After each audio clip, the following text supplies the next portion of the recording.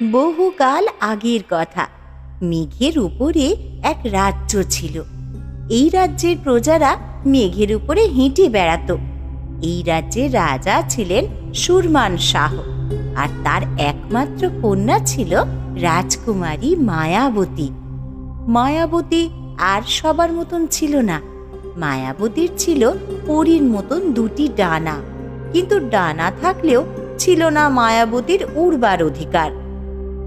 মালিনী, আজকের আকাশটা আরো সুন্দর লাগছে, তবু দেখে যেন মন ভরছে না।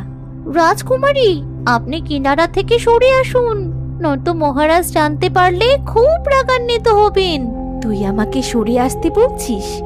আরে, আমি তো নিজের পৃথিবীতে নেমে যাওয়ার কথা ভাবছি। খবরদার, এমনটা কখনো ভাববেন না, এতে মহারাজ রাগান্বিত হবেন। তাছাড়া আপনার নিজের মা তো এই আকাশ রাজ্যের রানী ছিলেন, সেও মানুষের পৃথিবীতে নেমে আর ফিরে আসেনি। শুনেছি পৃথিবীর মানুষেরা লোভে পড়ে আপনার মায়ের সোনার পাখা কেটে তাকে মেরে ফেলেছিল। হ্যাঁ, তুই ঠিকই বলেছিস, কিন্তু আমার মন চায় আমি গিয়ে একবার নিচের পৃথিবীটা ঘুরে দেখে আসি। সেখানকার গাছপালা, নদী নালা কতই না সুন্দর। না রাজকুমারী, না, আপনি এই কাজ কখনো করবেন না। আপনাকে হারানোর ভয়ে মহারাজ আমায় সবসময় আপনার খেয়াল রাখতে বলেছি, কারণ আপনি তার সবচেয়ে আপনজন। হ্যাঁ, তা তো আমি জানি, কিন্তু কেন যেন আমার মন চায় একবার নিজের পৃথিবীতে ছুটে যাই। আমার মনে হয় সেখানে কেউ আমার জন্যে অপেক্ষা করছে। এই বয়সে এমনটা মনে হবারই কথা। এবার চলুন, মহারাজ এসে আপনাকে এখানে দেখলে খুবই রাগান্বিত হবেন। ঠিক আছে, চল।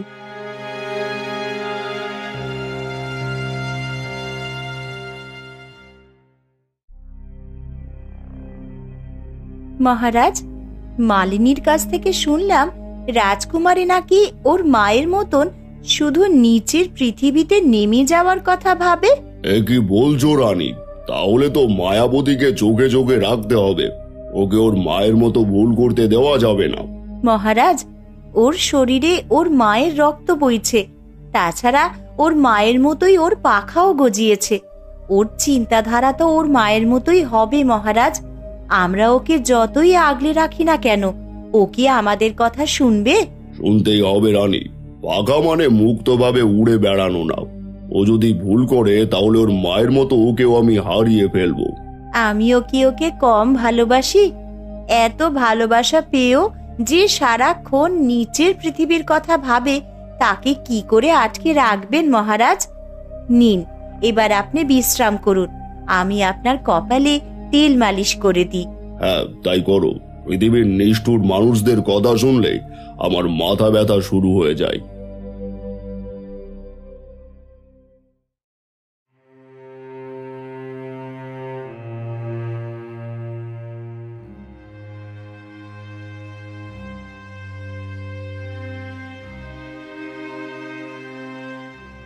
না, এই নরম আকাশ আমার মনকে অশান্ত করে তুলেছে। আমার পাখা থাকা সত্ত্বেও আমি বন্দী হয়ে আছি। এই বন্দী জীবনের বোঝা যে আমি আর সইতে পারছি না। কেন জানি সবসময় পৃথিবী থেকে আমায় কেউ ডাকছে মনে হয়। হয়তো নিজের পৃথিবী থেকে ঘুরে এলে আমার মনে শান্তি মিলবে।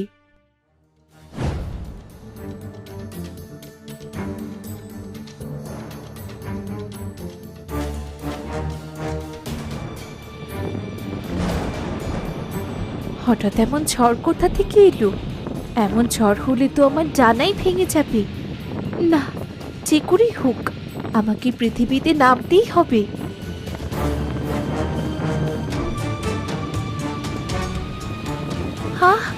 আমার ডানা!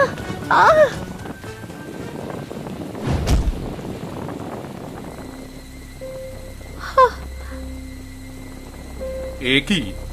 এই ঝড়ের মধ্যে কার চিৎকারের আওয়াজ শুনতে পেলাম? নিশ্চয়ই কেউ বিপদে পড়েছে।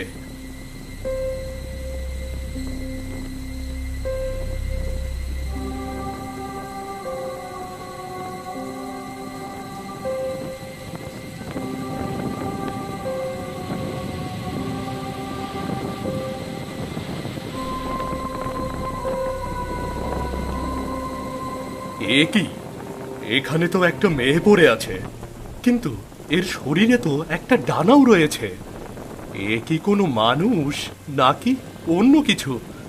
না না না না, যাই হোক, বিপদে পড়েছে তা দেখেই বোঝা যাচ্ছে। একবার জাগিয়ে দেখি, তাহলেই বুঝতে পারবো। এই যে, শুনছো? এই যে, এই মেয়ে, ওঠো। এই যে, শুনছো?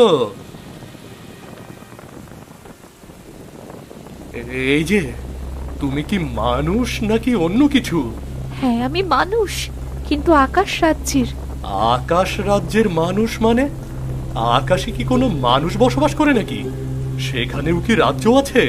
হ্যাঁ, আছে তো, সেখানেই আমরা বসবাস করি। আর আমি সেই রাজ্যের রাজকুমারী। কিন্তু তুমি আকাশ রাজ্যের রাজকুমারী হয়ে কেন আমাদের পৃথিবীতে নেমে এসেছো? তাছাড়া তোমার তো ডানাও রয়েছে। ডানা থাকতে তুমি নিচে পড়ে গেলে কিভাবে? আসলে নিচের পৃথিবীতে নামতে গিয়ে হঠাৎ করে আমার একটি ডানা ভেঙে হারিয়ে গেছে, আর যে কারণে আমি মাটিতে আছড়ে পড়েছি। কিন্তু আপনি কে? আমি এক কাঠুরিয়া, ওই তো সামনে আমার বাড়ি। কিন্তু তুমি কি বলবে আকাশ রাজ্য থেকে কেন এখানে নেমে এসেছো? হ্যাঁ, বলবো না কেন। আসলে আমি সবসময় চাইতাম নিচের পৃথিবীতে এসে এই পৃথিবীর মানুষদের সঙ্গে দেখা করতে, কিন্তু আমার পিতা, তিনি কখনোই এটা চাইতেন না। তাই আমি লুকিয়ে রাতের বেলা নিচের পৃথিবীতে নেমে আসার পথে ঝড়ে আমার জানা হারিয়ে এখানে পড়েছি। আর বলতে হবে না, সব বুঝতে পেরেছি। চলো এবার আমার সাথে। তুমি অনেক আঘাত পেয়েছো, এখন তোমার সেবার প্রয়োজন। না, যাবো না। যদি তুমি আমার সোনার জানার লোভে আমায় মেরে ফেলো। শোনো রাজকুমারী, আমার কোনো লোভ নেই। আমি সামান্য কাঠুরিয়া, এমনিতেই কাঠ কেটে যা পাই তাতেই আমার হয়ে যায়। তুমি আমাকে দেখে অযথা ভয় পেও না, তুমি আমার সাথে নিরাপদে থাকবে গো। কিন্তু আমার মা তো তোমাদের মতো মানুষকে বিশ্বাস করে প্রাণ হারিয়েছে। শোনো রাজকুমারী, আমাদের নিচের পৃথিবীতে ভালো মন্দ দুই ধরনেরই মানুষ আছে গো। তাই বলে সবাই খারাপ না। আমার প্রতি তোমার বিশ্বাস থাকলে আমার সাথে যেতে পারো, নয়তো সকাল হলে অনেক খারাপ মানুষের হাতে পড়বে। আমি তো এমনিতেই অসুস্থ, তাছাড়া চাইলেও তো আর উড়ে যেতে পারবো না। আর যদি এর মধ্যে লোভ থাকতো, তাহলে প্রথমেই আমার ডানা কেটে নিয়ে যেত। এ নিশ্চয়ই ভালো মানুষ, একে বিশ্বাস করাই যায়। ঠিক আছে, চলুন।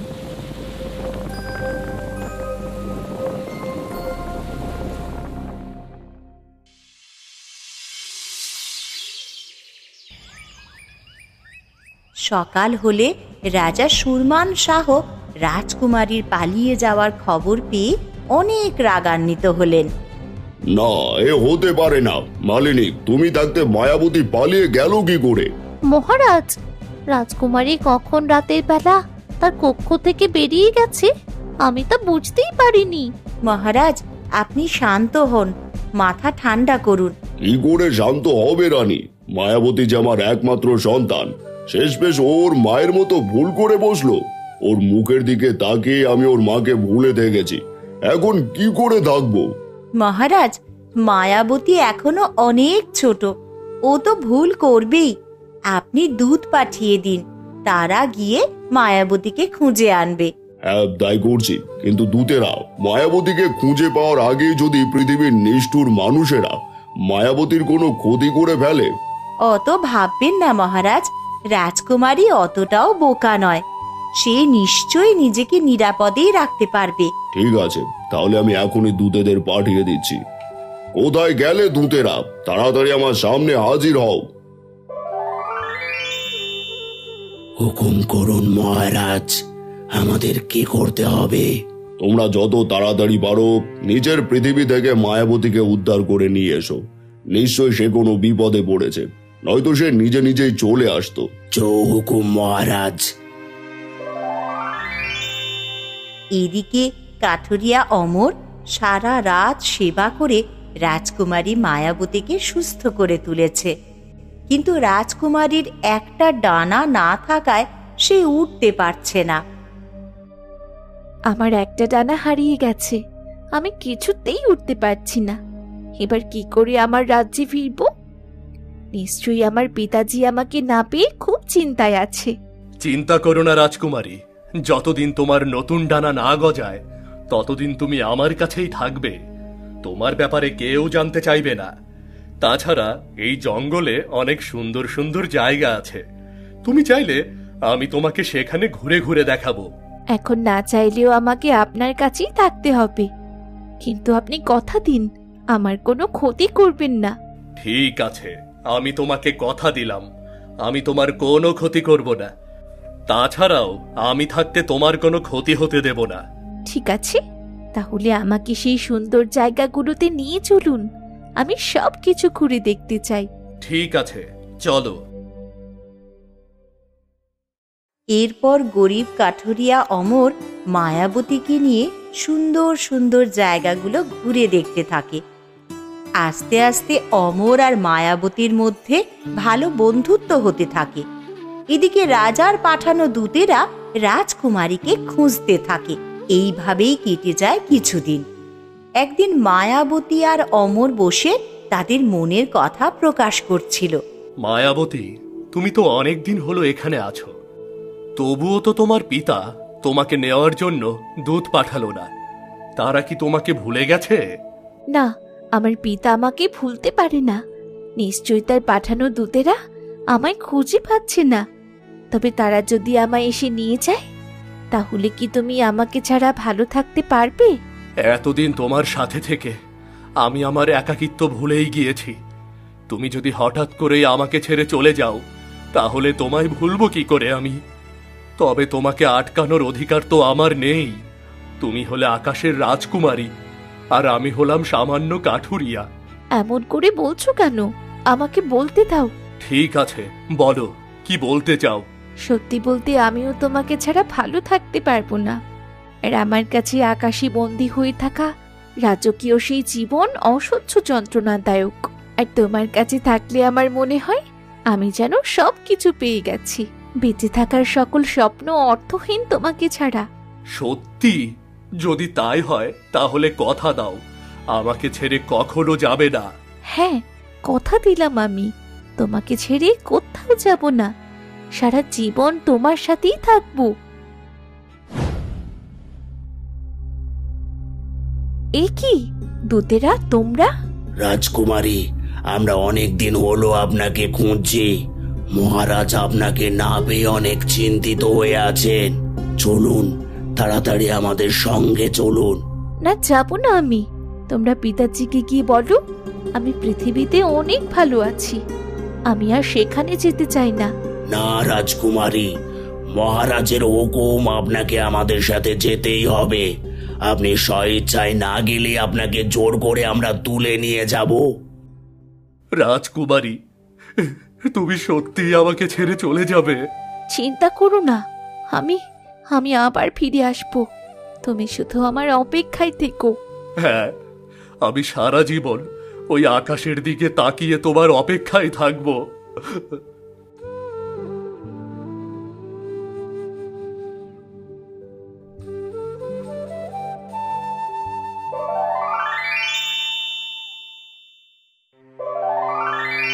পিতাজি, তুমি এসেছো মায়াবতী?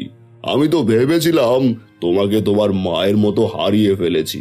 আমি কখনো ভাবতে পারিনি পৃথিবীতে থাকা নিষ্ঠুর লোভী মানুষদের কাছে তুমি নিরাপদ থাকবে।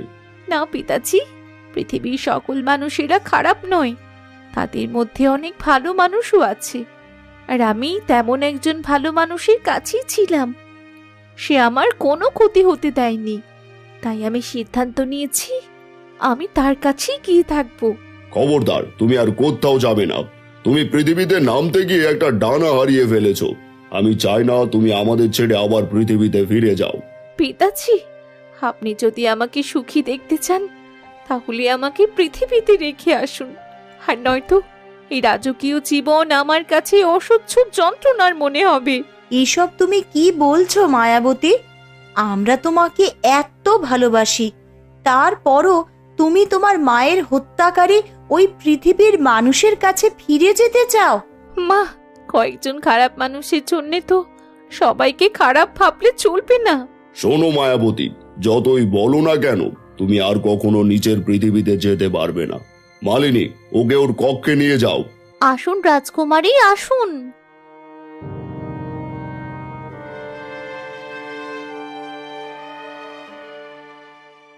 এবার কি করবেন মহারাজ? মায়াবতীকে এইভাবে কতদিন আর জোর করে আটকে রাখবেন? যতদিন না মায়াবতীর নতুন পাকা গজাচ্ছে ততদিন তাকে নিয়ে চিন্তা করতে হবে না। তবে আমি তার আগে এই আকাশ রাজ্যের কোনো রাজকুমারীর সাথে মায়াবতীর বিয়ে দিয়ে দেব। কিন্তু আমি কখনোই মায়াবতীকে পৃথিবীর নিচে থাকা নিষ্ঠুর মানুষদের কাছে যেতে দেব না।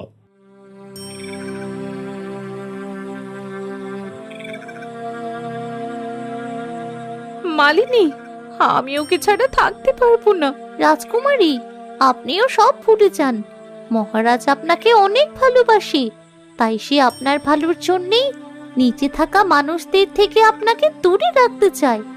আপনি মহারাজের কথা মেনে নিন আর নিচে থাকা মানুষদের কাছে যাওয়ার কথা ভুলে যান। না, আমি সবাইকে ভুলতে পারলেও তাকে ভুলতে পারবো না, কারণ কারণ আমি তাকে কথা দিয়ে এসেছি। তাহলে এখন কি করবেন? আপনি চাইলেই তো আর উড়ে যেতে পারবেন না। যতদিন না আপনার নতুন ডানা গজাচ্ছে ততদিন আপনাকে এখানেই থাকতে হবে। হ্যাঁ, সে পর্যন্ত তোমাকে অপেক্ষা করতেই হবে। এরপর কিছুদিন কেটে যায়। নিচ থেকে অমর রাজকুমারীর ফেরার অপেক্ষায় আকাশের দিকে তাকিয়ে থাকে। এদিকে রাজা সুরমান শাহ আকাশ রাজ্যের এক রাজকুমারের সাথে মায়াবতীর বিয়ে ঠিক করে। কিন্তু এই বিয়েতে মায়াবতীর সম্মতি না থাকলেও তাকে বিয়ের জন্যে রাজি হতে হয়। বিয়ের দিন সকালবেলা মায়াবতীকে সাজানোর জন্য অনেক দাসদাসী এসে হাজির হয়। রাজকুমারী, মন খারাপ করে বসে আছেন কেন? আজকে তো আপনার বিয়ে। নিন, আপনাকে সুন্দর করে সাজিয়ে দিই। না, আমি এই বিয়ে করব না। আমার জন্য সে অপেক্ষা করছে। তাকে ছেড়ে আমি অন্যজনকে কি করে বিয়ে করি? বিয়ে না করে কি কোনো উপায় আছে? আপনি চাইলেও তো আর তার কাছে উড়ে যেতে পারবেন না। হ্যাঁ, এই ডানার জন্য আমি তার কাছে যেতে পারছি না। এবার আমি এই ডানা নিয়ে তার কাছে উড়ে যাব। তা কি করে সম্ভব? আপনি নিচে পড়ে মরে যাবেন তো। যা হবার তা হবে, কিন্তু আমি অন্য কাউকে বিয়ে করতে পারবো না।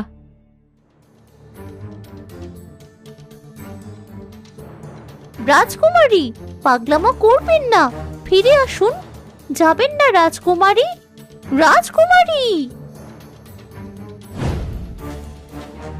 নিশ্চিত মৃত্যু জেনেও মায়াবতী আকাশ থেকে লাফিয়ে পড়ে। তার একটি ডানা থাকায় সে ঠিক মতন উঠতে পারছিল না, অনেক দ্রুত নিচের দিকে পড়ে যাচ্ছিল। হঠাৎ তার ভেঙে যাওয়া ডানাটি গজিয়ে ওঠে, যার কারণে মায়াবতীর জীবন বেঁচে যায়। এরপর সে তার দুই ডানায় ভর করে অমরকে খুঁজতে থাকে।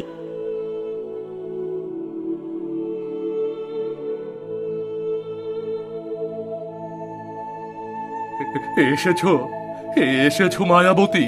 হ্যাঁ, এসেছি। আমি তোমাকে ছাড়া ওই দূর আকাশে কি করে থাকি বলো? আমাকে ছেড়ে চলে যাবে না তো? না, তোমাকে ছেড়ে কোথাও যাব না। এবার তোমার কাছ থেকে আমাকে আর কেউ আলাদা করতে পারবে না। যদি তোমার বাবার পাঠানো দূত এসে জোর করে তোমাকে তুলে নিয়ে যায়?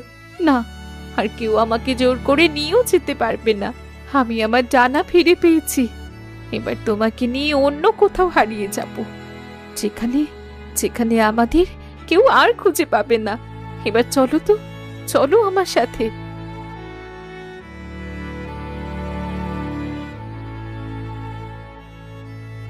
অবশেষে মায়াবতী অমরকে নিয়ে সুখের ঠিকানায় রওনা হয়, যেখানে তাদের আর কেউ খুঁজে পাবে না।